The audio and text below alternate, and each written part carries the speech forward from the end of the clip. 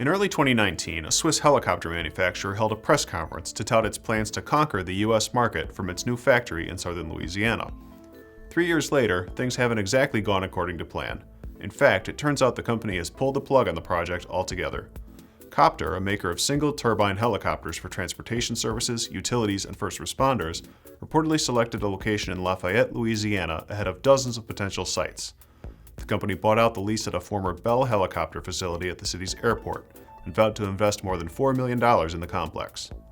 The plant was reportedly in line to make a new helicopter for the company, creating more than 120 new jobs and receiving millions in incentives from the state.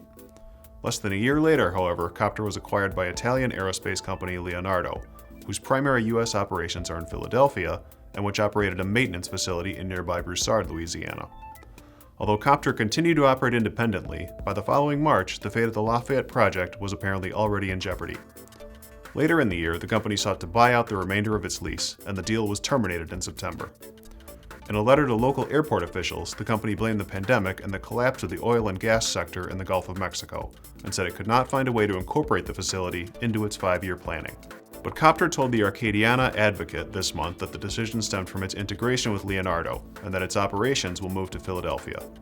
Despite the blow, state and local economic development officials aren't giving up on the site altogether.